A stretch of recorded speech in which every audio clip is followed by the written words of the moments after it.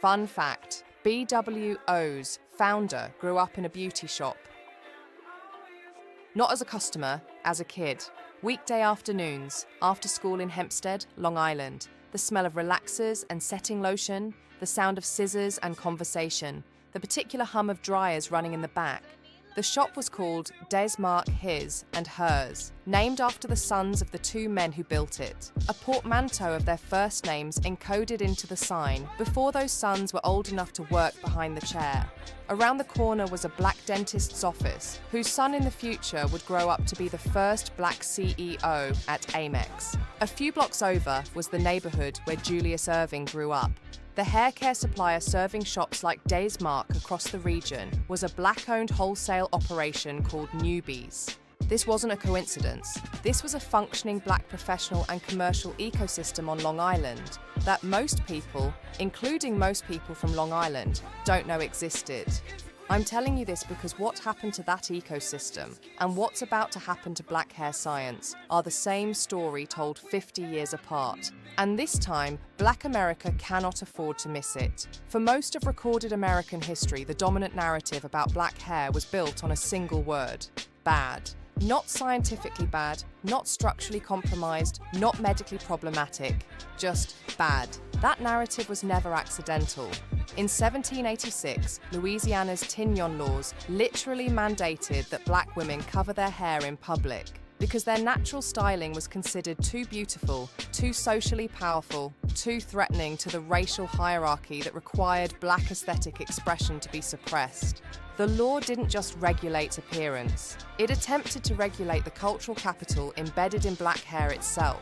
2.5 centuries later, the same suppression operates through different mechanisms, not legislation, marketing. The multi-billion-dollar relaxer industry was built on a single premise, that black hair in its natural state was a problem requiring a chemical solution. The solution generated wealth. The problem was invented. But here is what the bad hair narrative was always concealing. At the molecular level, black hair is not deficient. It is extraordinary. Black hair, specifically the highly coiled afro-textured hair that grows from elliptical curved follicles, possesses a set of physical and structural properties that materials scientists are only beginning to understand and document.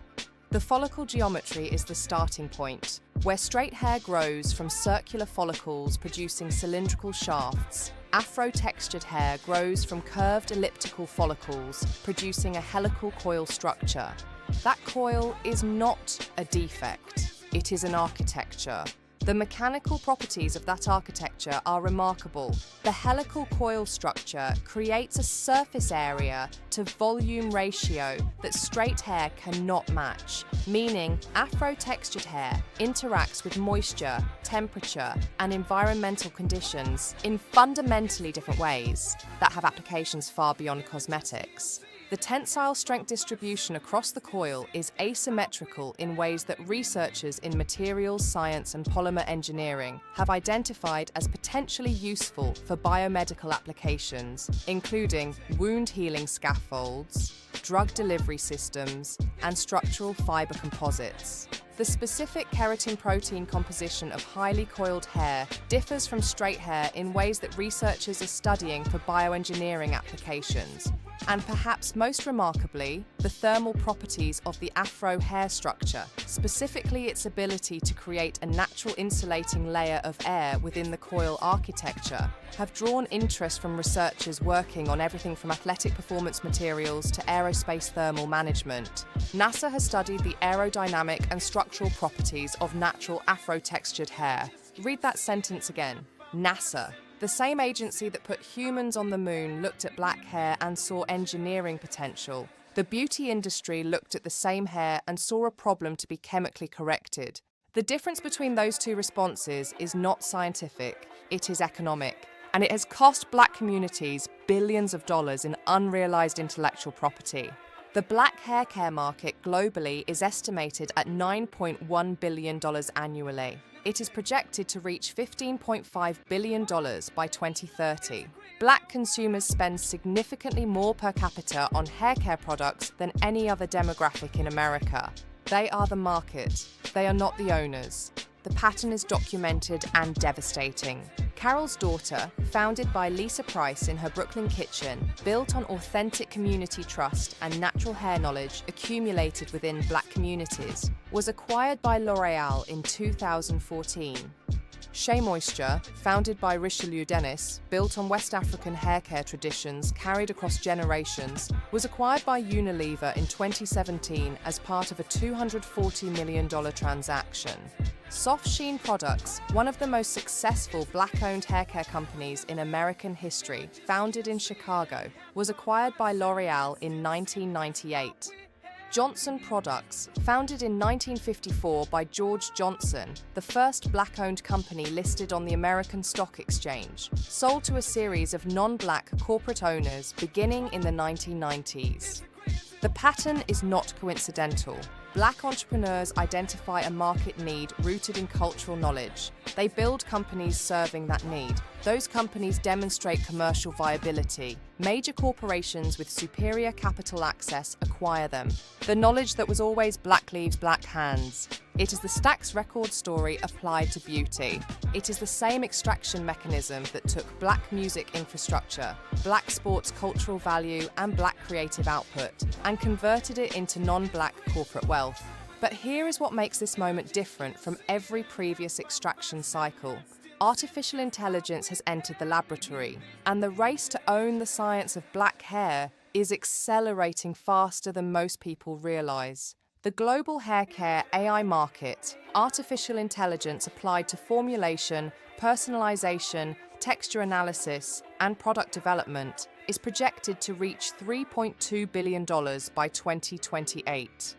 That is a new market being constructed on top of an existing one, and it is being built using data, hair follicle geometry data, protein composition data, scalp microbiome data, moisture interaction data, thermal property data. The hair that produces the most scientifically interesting data in the entire hair care research universe is Afro-textured hair. The companies currently collecting, analysing, and most importantly patenting the findings from that research are not Black-owned. L'Oreal holds thousands of hair care patents. Unilever holds thousands more. Procter & Gamble, Henkel, Shiseido. The intellectual property landscape of Black hair science is dominated by multinational corporations whose ownership, leadership, and shareholder bases are overwhelmingly non-Black. This is the critical window. AI hair technology is not yet consolidated. The patent landscape is not yet closed. The scientific research is not yet complete.